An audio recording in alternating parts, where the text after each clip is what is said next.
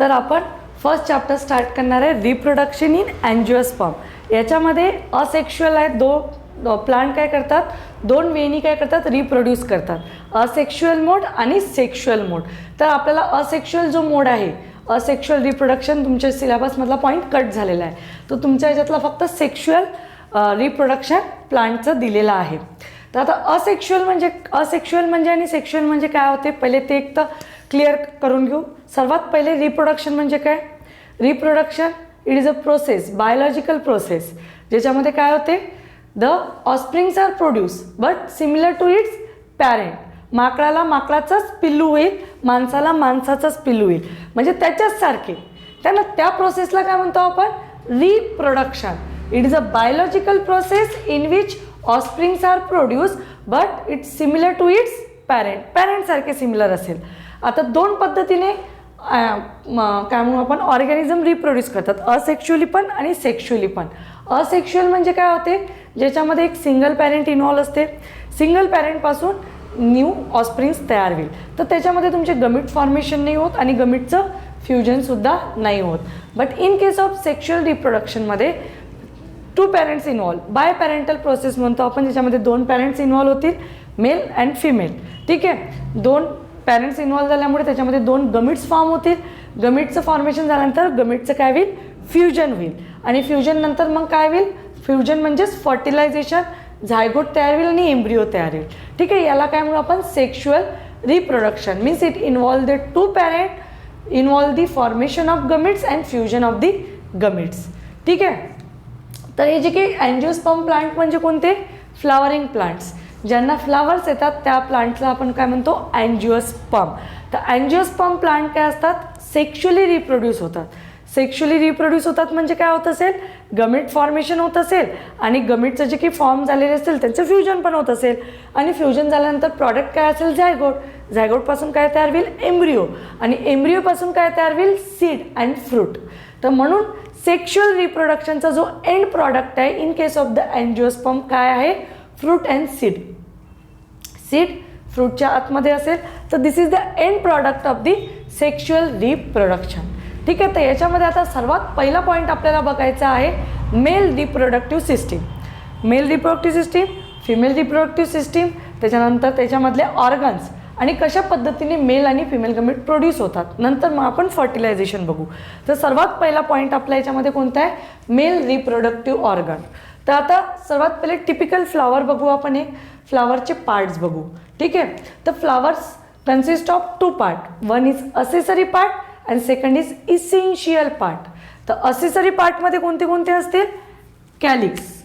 सर्वात पहिले तर हे जे की फ्लोरल पार्ट्स आहेत त्याला आपण म्हणतो फ्लोरल वॉल्स. ठीक आहे, फ्लोरल पार्ट्सला floral whorls which is arrange on the thalamus. कशावर अरेंज झालेला असतो तो, थॅलामस. आणि हे जे की फ्लावर आहे, फ्लावरची जी की स्टॉक असेल त्याला काय म्हणू आपण, पेडीसेल. काय म्हणू, पेडीसेल, स्टॉक ऑफ दी फ्लावर. त्याच्यानंतर असेसरी पार्टमध्ये दोन पार्ट आहेत. असेसरी जो पार्ट आहे it consist of the two floral walls. First is calyx. काय आहे, कॅलिक्स. जो ग्रीन पार्ट असतो तो आहे कॅलिक्स. आउटर मोस्ट पार्ट, सर्वात बाहेरचा पार्ट जो आहे फ्लावरचा तो आहे कॅलिक्स. कशापासून बनलेला आहे, सेपल्स पासून. कशापासून, सेपल्स. म्हणजे त्याचा इंडिव्हिज्युअल मेंबर काय आहे कॅलिकचा, सेपल्स. ठीक आहे, असेसरी पार्ट आहे. आणि second floral walls of the accessory part कोणता आहे, करोला. करोला कशापासून बनलेलं आहे, पेटल्स. सिंगल इंडिव्हिज्युअल काय म्हणजे एक पेटलपासून असेल का, नाही, मोर दॅन वन पेटल्सपासून बनलेला आहे करोला. आणि कॅलिक्स, समोर येऊन बस, नाही तर तिकडे बस, दिसत आहे का, कॅलिक्स मेडअप ऑफ सेपल्स. कशापासून बनलेलं आहे, सेपल्सपासून.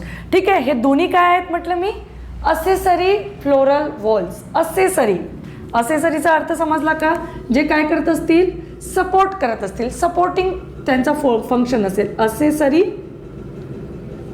फ्लोरल पार्ट और वॉल्स. ठीक आहे, नेक्स्ट आहे अँड्रोशियम. नेक्स्ट काय आहे, अँड्रोशियम. अँड्रोशियम त्यालाच काय म्हणू आपण, अँड्रोशियमला स्टेमन. and this stamen consist of anther and filament. ठीक आहे. आणि androecium is known as mail reproductive organ. ठीक आहे. Consist of स्टेमन anther and filament. आणि नंतरचा हा जो की पार्ट आहे हा काय आहे, गायनोशियम, त्यालाच आपण म्हणू पिस्टिल आणि त्यालाच आपण म्हणू कार्पेल. जो काय आहे फिमेल रिप्रोडक्टिव्ह ऑर्गन. काय आहे female reproductive organ known as gynoecium, pistil और carpel. Consist of a stigma, style and ovary. 3 पार्टनी बनलेला आहे. आणि स्टेमन कशाने बनलेला आहे, 2 पार्टनी बनलेला आहे, अँथर अँड फिलामेंट. ठीक आहे.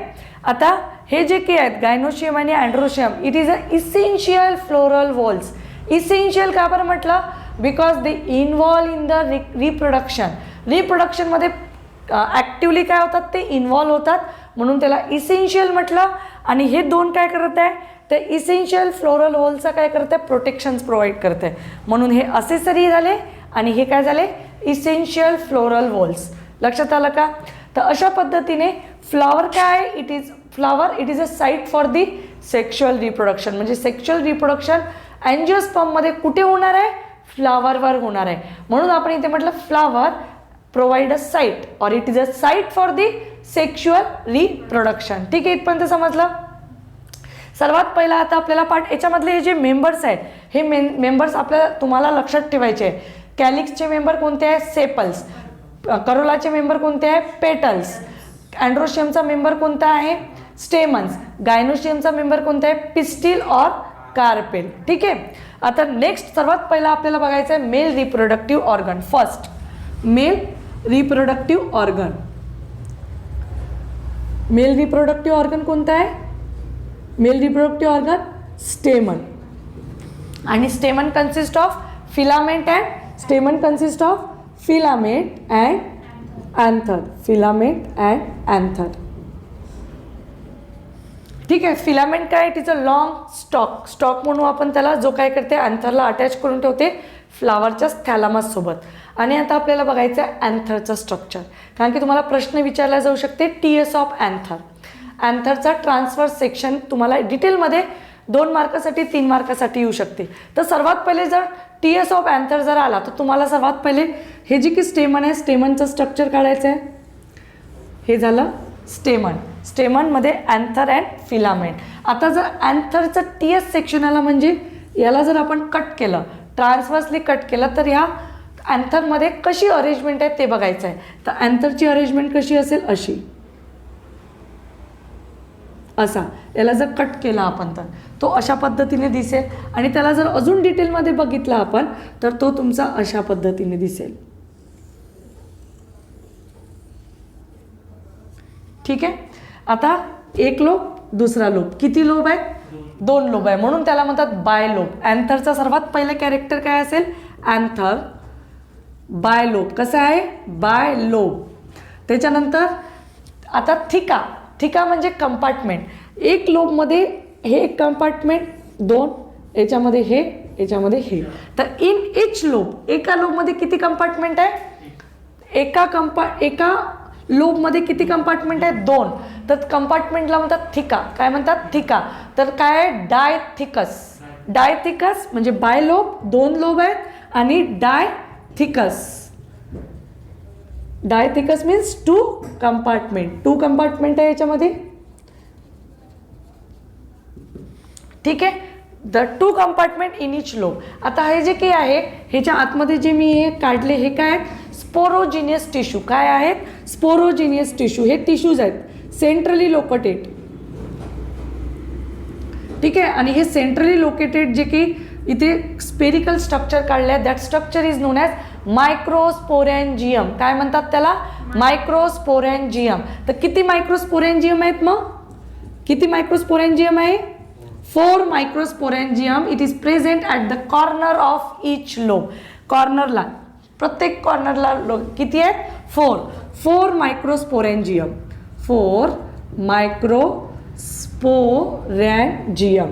आणि ह्या मायक्रोस्पोरॅन्जियमलाच म्हणतात पोलन सॅक. काय म्हणतात, पोलन सॅक. ज्याच्यामध्ये काय बनतील, पोलन ग्रेन्स बनतील. ठीक आहे. तर 4 microsporangium which is present at each कॉर्नरला प्रेझेंट आहे. आता हे जे काही स्पोरेंजियम आहे microsporangium which contains the sporogenous tissue, it contain the sporogenous. मायक्रोस्पोरेंजियममध्ये काय आहे, स्पोरोजिनस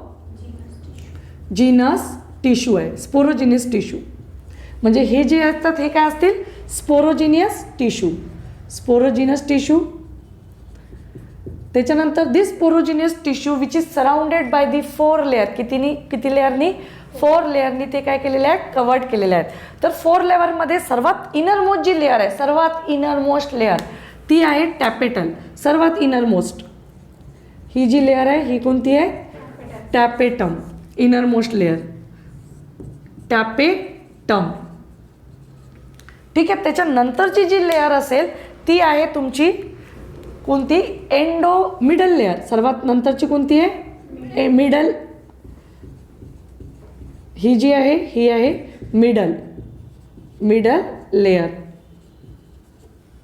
आणि त्याच्यानंतरच्या ज्या 2 लेअर्स असतात, मी काय म्हटलं, this sporogenous tissue is surrounded by the 4 layer. कशाने कव्हर केलेलं आहे, 4 लेअरनी. स्पोरोजिनियस टिश्यू सराउंडेड बाय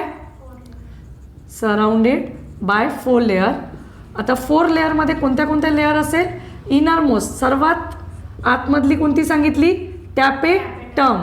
त्याच्या बाहेर कोणती आहे, बाहेर चाललो आपण, फ्रॉम इनसाइड टू आउटसाइड चाललो आपण. ठीक आहे. स्पोरोजिनियस टिश्यू सराउंडेड बाय द सर्वात पहिले टॅपेटम. त्याच्यानंतरची कोणती असेल, मिडल. आणि त्याच्यानंतरची कोणती असेल, एंडोथेसियम. कोणती असेल, एंडोथेसियम. आणि सर्वात आउटरमोस्ट जी असेल ती असेल एपिडर्मिस. कोणती आहे, एपिडर्मिस. हे खूप महत्त्वाचं आहे. याच्यावर तुम्हाला डायरेक्ट प्रश्न विचारला जाऊ शकते. T S anther.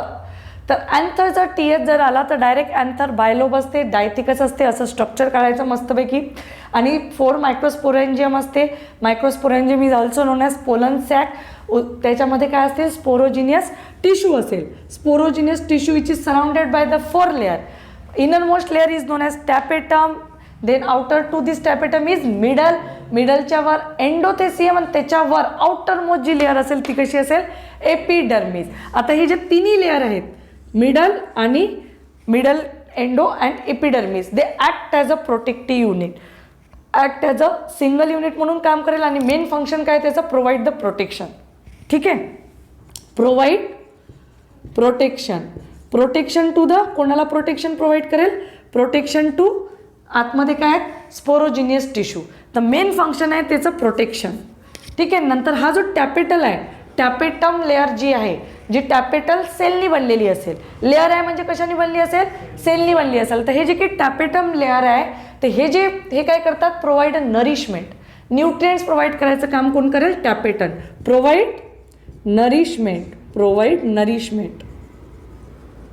नरिशमेंट म्हणजेच न्यूट्रिएंट्स. ठीक आहे. न्यूट्रिएंट्स प्रोव्हाइड करायचं काम टॅपेटल लेअर करेल. आणि त्याच्या वरचे जे 3 लेअर आहेत that provide the protection to the sporogenous tissue. समजलं का. ट्रान्सफर सेक्शनमध्ये एवढं लिहिता येईल की स्पोरोजिनियस टिश्यू 4 लेअरनी कवर्ड आहे. अँथर बाय लोब आहे, डायथिकस आहे. त्याच्यानंतर 4 मायक्रोस्पोरेंजियम म्हणजे 4 पोलन सॅक प्रेझेंट आहे.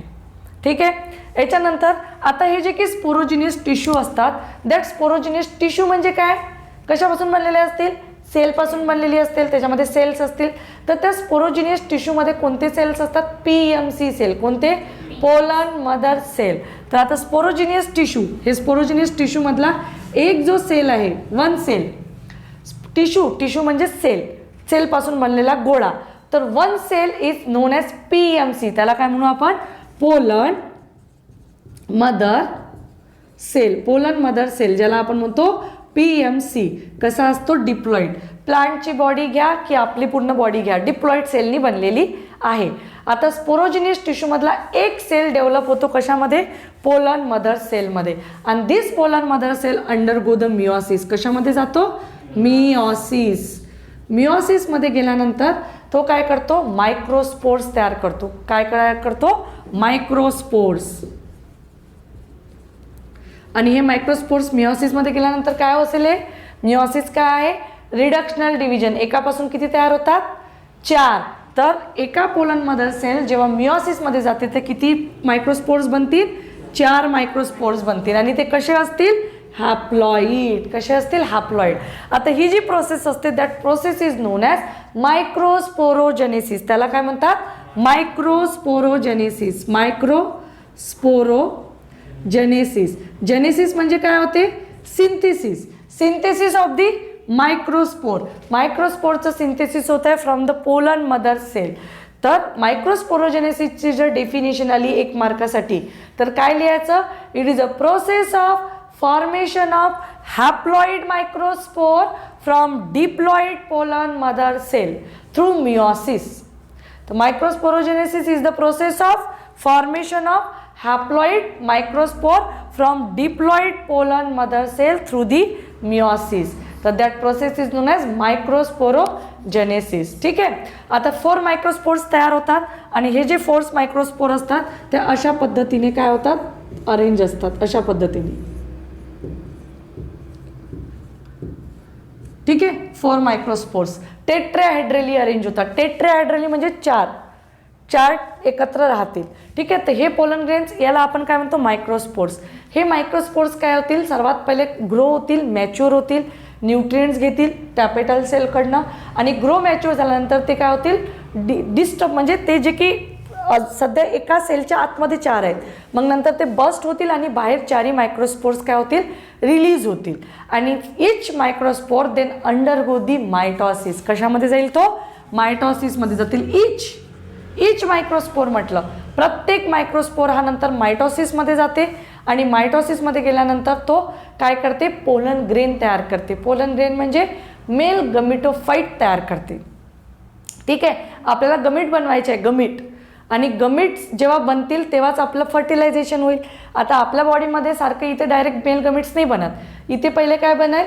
पहिले मायक्रोस्पोर्स बनतील आणि मायक्रोस्पोर्स नंतर मग काय बनणार आहे? इथे गमिट्स बनणार आहे. पण गमिट्स हे नुसतं फ्री राहत नाही आपल्या बॉडीमधल्यासारखे.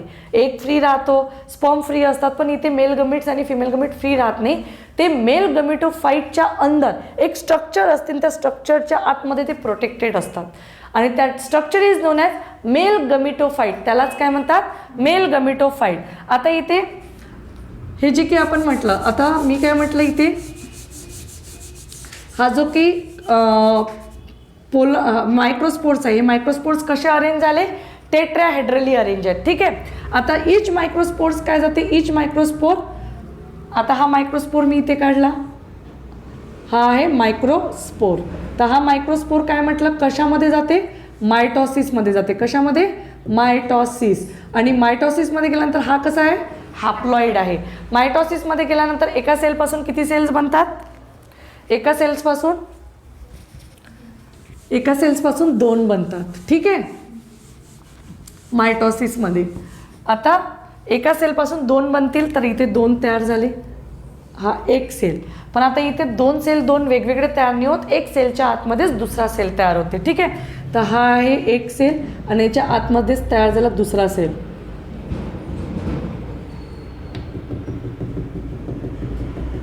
To sale. ठीक आहे. मायटॉसिस फर्स्टमध्ये गेल्यानंतर हा मायक्रोस्पोर फर्स्ट मायटॉसिसमध्ये जाईल, 2 सेल तयार करेल. त्याच्यातला मोठा जो सेल आहे त्याला व्हेजिटेटिव्ह सेल म्हणतात, व्हेजिटेटिव्ह सेल. आणि छोटा जो सेल आहे त्याला काय म्हणतात? Generative cell. काय म्हणतात? Generative cell. का बरं जनरेटिव्ह सेल म्हटलं असेल? कारण की काहीतरी ते जनरेट करत असेल. व्हेजिटेटिव्ह का बरं म्हटलं असेल? कारण की व्हेजिटेटिव्ह सेल काय करते? Store the lots of nutrients. Vegetation म्हणजे न्यूट्रियंट्स. त्यांनी काय केलेलं आहे? न्यूट्रियंट्स खूप जास्त स्टोअर केलेलं आहे.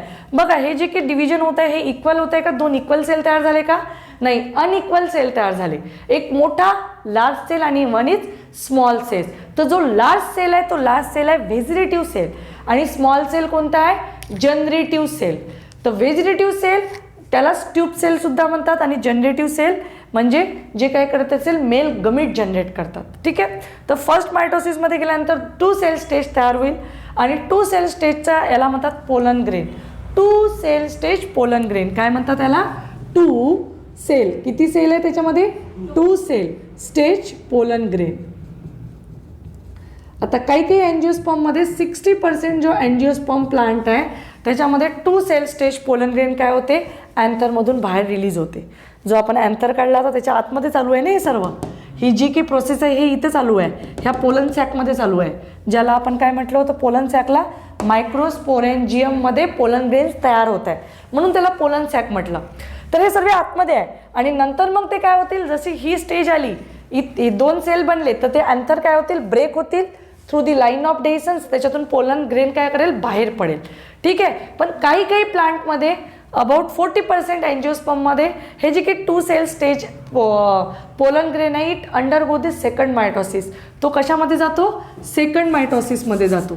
हा जो आहे it undergo the mitosis second. आणि सेकंड मायटोसिसमध्ये गेल्यानंतर काय होतील, आता जे सेकंड मायटोसिसमध्ये कोण जातो, फक्त जनरेटिव्ह सेल. व्हेजिटेटिव्ह सेल जाणार नाही. व्हेजिटेटिव्ह सेल तसाच राहील, जनरेटिव्ह सेल जाईल. आणि जनरेटिव्ह सेल गेल्यानंतर इथे काय तयार होईल, मग इथे 2, ठीक आहे, हा झाला व्हेजिटेटिव्ह सेल आणि हा झाला जनरेटिव्ह सेलचे 2 मेल गमिट्स. मेल गमिट्सचे न्यूक्लियस किती आहेत, 2 मेल गमिटचे न्यूक्लियस. एक व्हेजिटेटिव्ह सेल झाला, generative cell undergo the second mitosis to form a 3 cell stage. हे 3 सेल पोलन ग्रेन आहे. हा 2 सेल, 2 सेल होते म्हणून 2 सेल पोलन ग्रेन म्हटलं. याच्यामध्ये 3 आहे म्हणून याला 3 सेल स्टेज पोलन ग्रेन म्हटलं. 40% अँजिओस्पर्मचा पोलन ग्रेन जो आहे तो या स्टेजमध्ये अँथरमधून काय होतो, रिलीज होतो आणि नंतर स्टिग्मावर जाऊन पोहोचेल. समजलं का. तर आता हे जे स्ट्रक्चर तयार झालं that structure is known as, किंवा या स्ट्रक्चरला सुद्धा म्हणतात मेल गमिटोफाईट. काय म्हणतात, मेल गमेटोफाईट. मेल गमेटोफाईट ज्याला म्हणतो आपण पोलन ग्रेन. काय आहे हा, पोलन ग्रेन और mail गमेटोफाईट content the mail gametes. ज्याच्यामध्ये मेल गमिट्स आहे. हे मेल गमिट्स बाहेर आहे का, असे मोकळे आहेत का, फ्री आहेत का, नाही, ते कोणत्या तरी स्ट्रक्चरच्या आतमध्ये आहे. आणि ज्या स्ट्रक्चरच्या आतमध्ये आहे त्याला म्हणतो आपण गमेटोफाईट. आणि हे मेल गमेटोफाईट आहे. ठीक आहे, म्हणून त्याला आपण पोलन ग्रेन म्हटलं, ज्याच्यामध्ये गमिट्स तयार झालेले आहेत. तर male gametophyte is a 2 cell stage और it may be 3 cell stage. 2 cell पण असू शकते किंवा 3 पण असू शकते, पण याच्यातले 2 सेल त्याचं नाव तुम्हाला लक्षात ठेवणं खूप गरजेचं आहे. Vegetative cell is a large which contain the large amount of reserve food material, and small cell is known as generative cell which is a spindle shapeचा असतो and suspended in the cytoplasm of the vegetative cellच्या cytoplasm मध्ये पडलेला असतो. समजलं का तुम्हाला.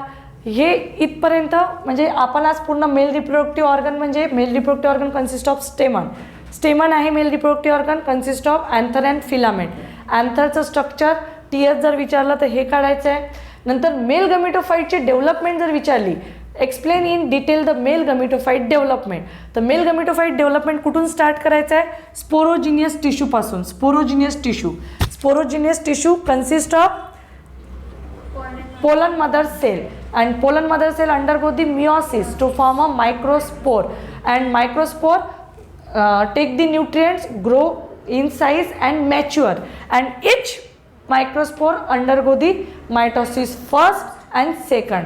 तर एक male gametophyte डेव्हलपमेंटसाठी how many divisions are required, किती डिव्हिजन्स लागतात एक मेल गमेटोफाईट डेव्हलपमेंटसाठी. 1 मियोसिस किती लागते, 1 meiosis and 2 mitosis. 1 meiotic division and 2 mitosis is required to produce the 1 male gametophyte. ठीक आहे. आणि याच्यामध्ये नुसतं एक पोलन मदर सेल जात नाही ह्या डिव्हिजनमध्ये. Number of pollen mother cells मियोसिसमध्ये जातील, देन मायटोसिसमध्ये जातील. That's why thousands of pollen grains are produce. किती पोलन ग्रेन्स बनतील, थाउजंड्स. एक नाही बनणार आहे, थाउजंड्स ऑफ पोलन ग्रेन बनतील. ठीक आहे. तर इथपर्यंत समजलं. नेक्स्ट जो पॉईंट आहे तो नेक्स्ट व्हिडिओमध्ये बघूया.